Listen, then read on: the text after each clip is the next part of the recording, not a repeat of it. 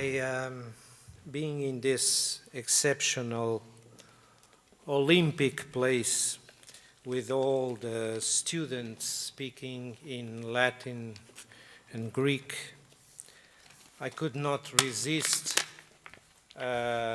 referring, just instead of just bringing a talk on architecture, I'm going to show some of my work at the end so that you know that I do something.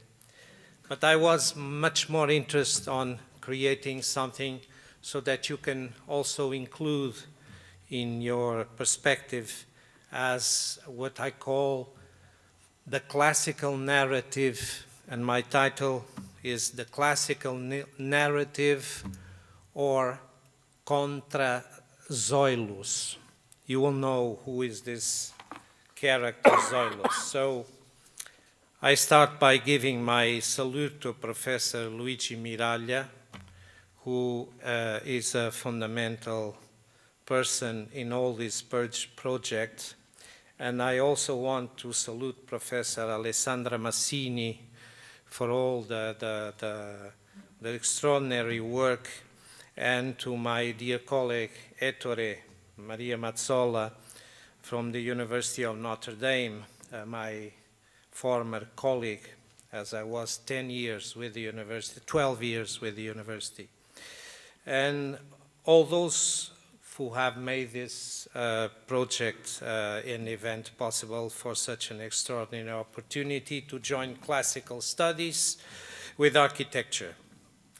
I also salute the attending students that pursue the extraordinary revival of classical culture, speaking Latin and Old Greek. Caire salve. Bringing together architects that continue practicing traditional classical architecture in the 21st century is a comparable task to all those that still keep the classical learning alive by speaking Latin and Old Greek. And I could not feel more at home in such a blessed place.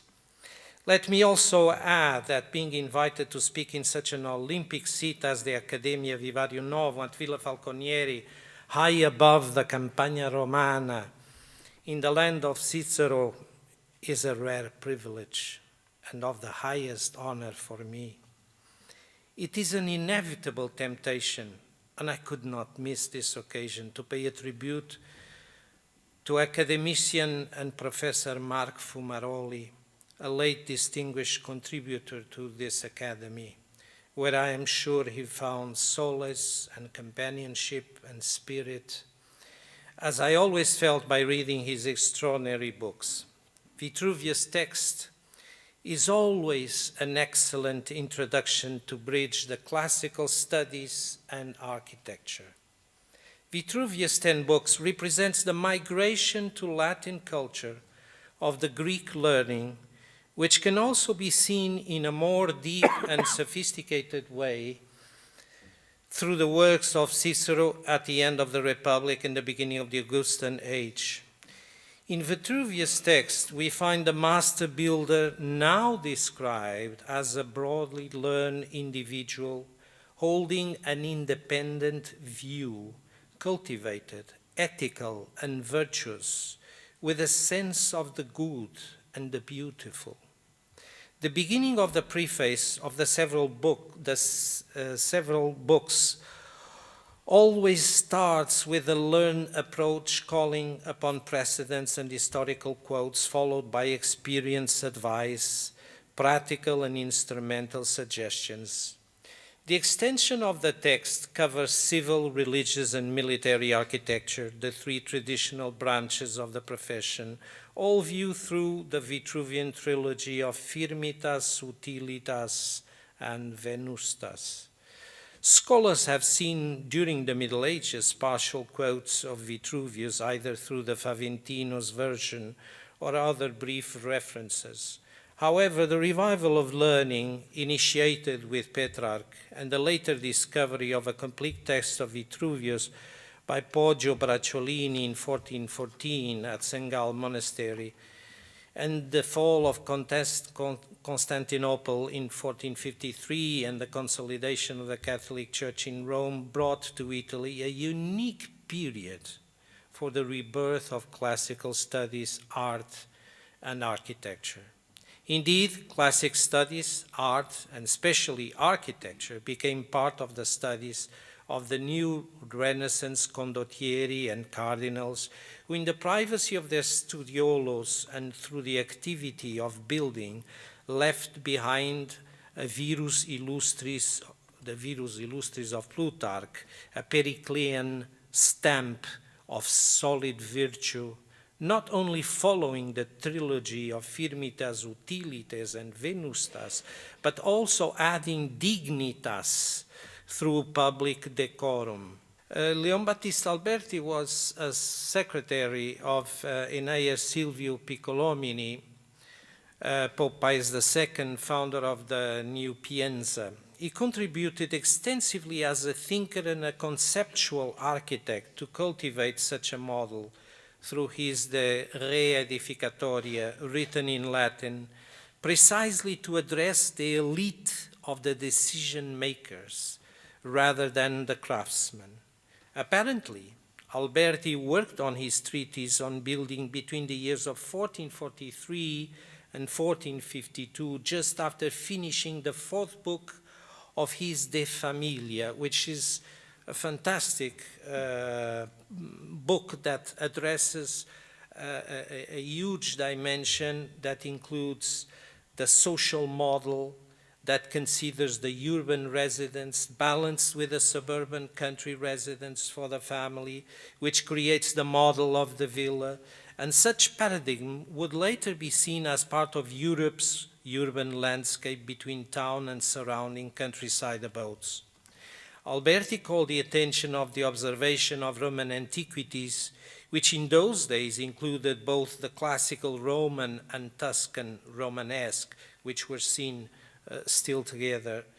And however, he will point out the hierarchy of the orders as seen as in the Colosseum, and the geometrical relationship between the arch and the playing of the orders as seen through the triumphal arches. This understanding of the classical language of architecture saw a further fundamental contribution during the next phase, implemented by Bramante's work in Rome and spread through the works of an extraordinary group of pupils. It is in Rome, within this group, that the Renaissance classical language and the classical grammar of architecture would be formed. Such practice would set the foundation with the publication of Sebastiano Serlio, 7 books treatise promoting Peruzzi's experience, Giacomo Barozzi da Vignolo on his Regula of the 5 Orders, through Antonio da Sangallo on the Academy of the Pantheon, and later Palladio's 4 books treatise with a previous contribution to the works of the most learned commentator, Daniele Barbaro. The language of this classical grammar found its last contributor with Vincenzo Scamosi's Architectura Universale, published in 1615, with his almost encyclopedic treatise, which packs up all the knowledge and experience of the 16th century, bringing together the several rules of approaching the classical composition. So at this point, we have already built the full language and the full grammar. Like during the 16th century, everybody was trying to establish the grammars, and so here we establish basically the grammar. However, there is a unique contribution that comes from a non-Vitruvian mind. Michelangelo's approach to architecture departs from the idea, the concetto. The mind works before matter and models from nature by looking at it and studying it. His experience in sculpture and his conceptuality introduces rules of observation that end up modeling the shapes through the manipulation of lights and shadows and proportions, working over an existing language but using the plasticity of shape to extend and both create drama and enhance expression. Thus, we see his disdain for the Vitruvian and academics of the Pantheon, the Sangallo group, who followed rules reduced by Vignola through measuring the Roman ruins for understanding the composition of good architecture. Michelangelo was rather fixed on the expression of the concetto, the idea, rather than abiding by what a grammatically correctness would be architectural composition and should stick to. Such approach opened new design opportunities like a literary, poetic liberty of composition where the idea takes over the grammar. Such intellectual tools of composition developed at the side of the Roman archaeological remains brought a full and sophisticated new language of architecture that was not a copy of the ancient Roman architecture, but established the rules of classical language of architecture. Taking inspiration from frequently using the remaining models of Antiquity, Renaissance architecture became an extraordinary new creation, achieving new archetypes of building that became precedents as the archaeological path was progressively being studied.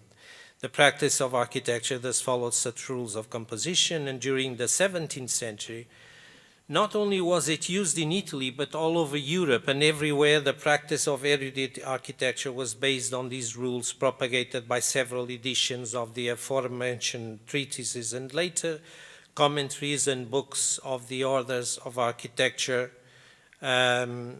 religious, civil, and military architecture. It was following such rules of composition everywhere, even beyond Europe, thus even spreading as far as the Americas and the Far East. However, the 18th century would raise several cultural issues with the rise of the scientific method and the consolidation of mathematics, introducing new paradigms of thought.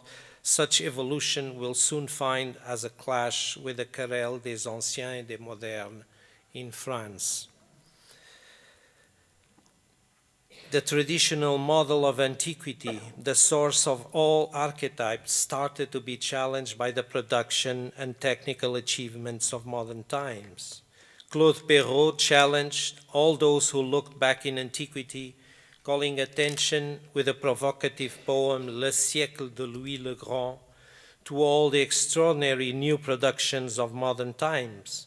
In fact, he himself would bring out a new translation of Vitruvius, where the expression of Architectura est scientia is immediately translated into architecture is a science.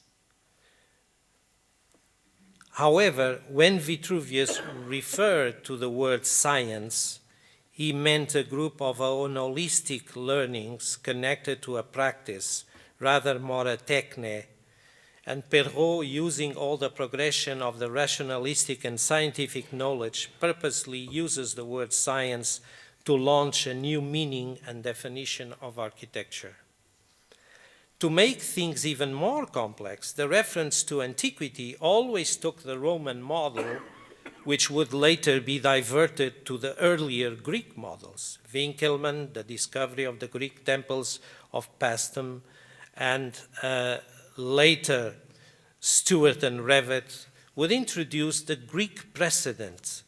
Such movement from the original precedent, which was Roman, would trigger the desperate effort arguments of Piranesi to value the Roman contribution. Meanwhile, the book of the discoveries of Le Roy and the Dilettante Society with Stuart and Revett and the antiquities of Ionia and Athens opened the new perspectives of compositions to the classical architecture. The French Revolution brought a radical contribution to architecture, either by using the classical language as the political expression of the classical ancient democracies. In fact, in the Voyage d'Anacharsis en Grèce of the later edition, he says in the introduction, I was saved from the revolution because I was writing about the classics, and therefore they consider me that I was close to the traditional democracies, and therefore my life was saved. This is a note from... So what happened is that during the French revolutions, and also by the cancellation of the Gothic architecture due to its connection to the Ancien regime and the aristocratic past, it came that Alexandre Lenoir, with the Musée des Monuments Français, would bring together a group of extraordinary Gothic pieces which will ignite the appearance of an historical track which is connected to the formation of national identities of European nations. And therefore, it is not a surprise that the rebirth of the Gothic style in architecture is linked both to the restoration of Christian faith together with the rise of national identities. And the 19th century saw the development of neoclassical architecture, the rebirth of the Gothic, and through the spreading of travel and tourism, the introduction and contribution of several archaeological revival styles like the Egyptian, the Romanesque, and other historical styles. And for instance, the contribution of Perrault and Chipier, which were the great historians of the Beaux-Arts school, in several volumes identifying the composition, decoration, and language of every historical style, brought a great contribution to the eclectic late design of the 19th century architecture. The 20th century, with the devastation and the consequences of the First World War, the backlash effect of the domination of positivism and scientific knowledge, the technical breakthroughs that were supposed to bring freedom and happiness to the individual, ended up being tragically used for mass killing and mass destruction as never seen before. Battlefields were burnt, and land wrecks, poisoned air, and carcasses of men and animals left a complete image of a barren world, a horrible reality far more brutal than any known literary descriptions of despair and human hell. Like all traumatic disasters, the surviving spark of human life runs towards the light, away from pain and suffering. A repulsion towards the past and its rules, and the will to create something new out of the tragic ashes, push the survivors to indulge the suffering senses in hunger for life, an overwhelming sacrifice to look for a new mood and a new model. The disasters of war touched each and everyone in loss, and with the need of rebirth, such feeling and hope became so strong that life had to be lived and grabbed, no matter what. The Roaring Twenties became a period of liberation and rebirth, and arts responded to indulgence and new expanding collective moods. The Deco style was the last full style touching all the arts, including fashion and design of objects, both cars, boats, airplanes, watches, and cinema, and of course, particularly architecture. However, this period was short-lived, and the new challenge of another world war fell over the globe. And despite the technological advancements and economic wealth since then, an age of mass consumerism has reduced all languages to the cult of the masses. Cities became megalopoli, with millions of people inhabiting and working. Architecture has found a pragmatic language that addresses the mass individual by basically addressing human needs: sleeping, eating, working, and ludus. It is no surprise that Le Corbusier, in the track of the messianic new prophets of the mass age, that thought to find freedom through the machine, impersonating the perfect Zoilus the Homeromastix from Vitruvius. He considered the definition of a home as a machine for living, With a plan voisin, he proposed the demolition of the whole historical Paris to build high-rises and change the River Seine into a highway that would distribute users between the zoning of home, work, and leisure. It is the complete destruction of any of the poetics of living which will end up being exposed for its absurdities in films like Jacques Tati, Mon Oncle, and Playtime. The mass individual is not given an individual existence. He is a spare replacement part of a complex ongoing machine that is supposed to run forever. The individuality only beats the mass through power, either political or financial.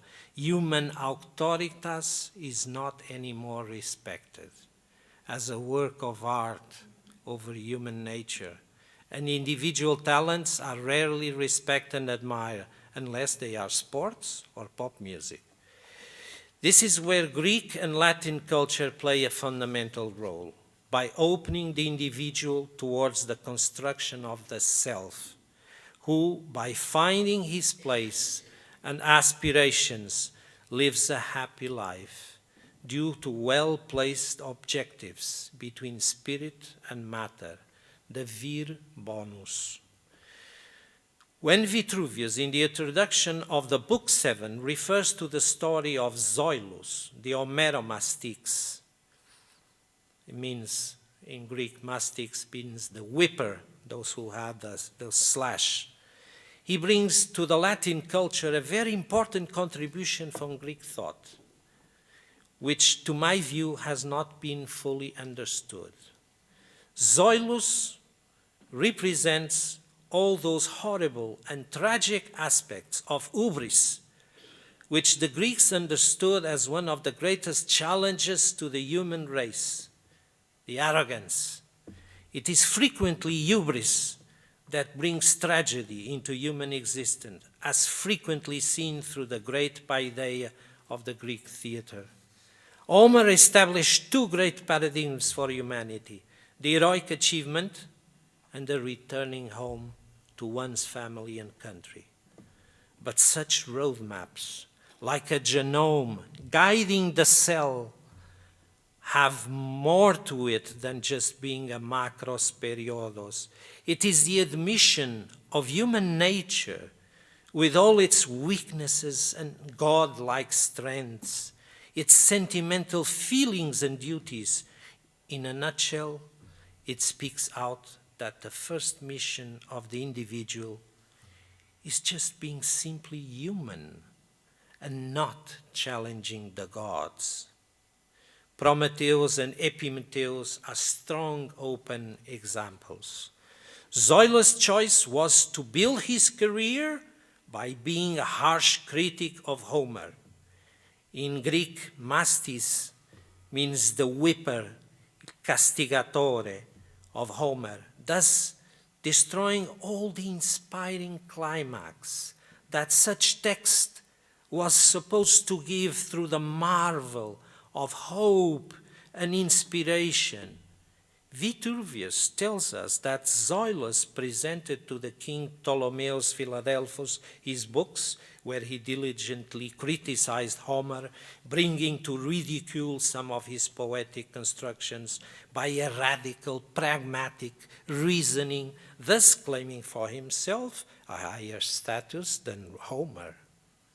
While not finding financial success and desperately in need, he called to King Ptolemaeus for financial support, and the king told him, "I am denying my support.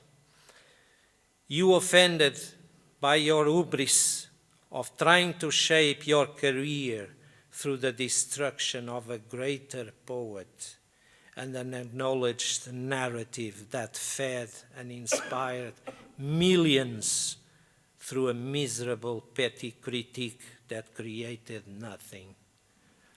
This is what comes to my view when I see that little thing in the landscape.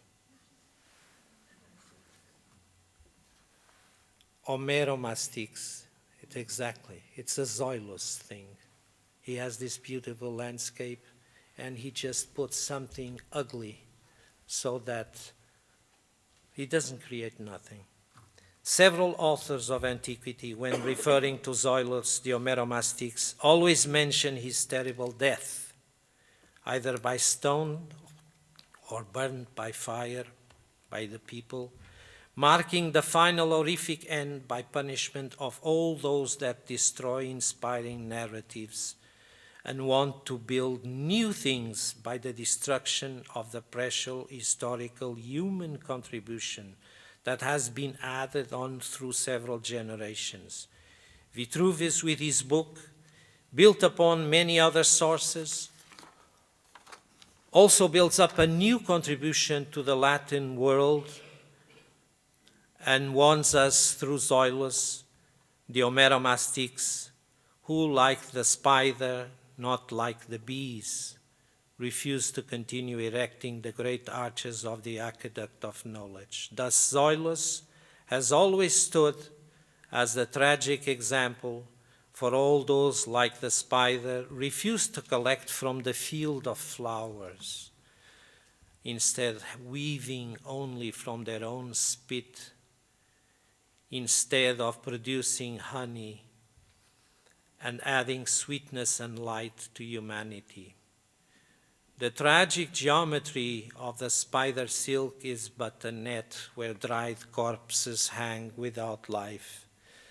Such was Vitruvius' message also to architects to follow the path of the great man and contribute humbly and honorably to such a stream of knowledge, unlike Zoilus, making a tabula rasa and becoming a spider surrounded by a web of dead corpses.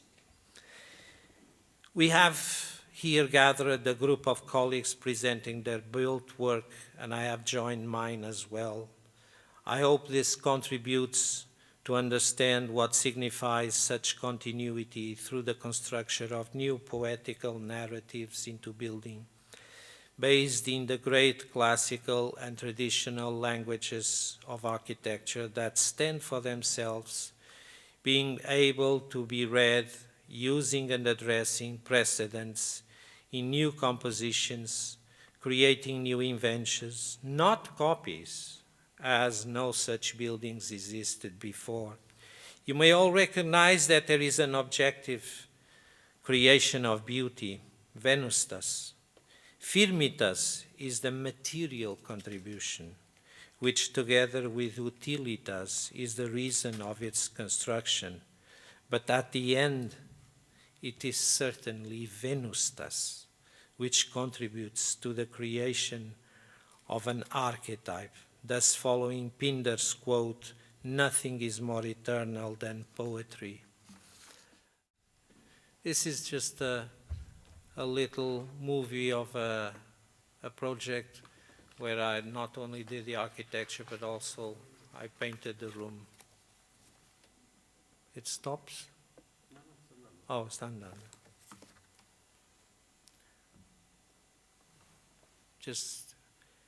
It was an apartment in Florence with the architecture of the 60s, everything white, and we changed it and we did projects and paintings and also worked with all.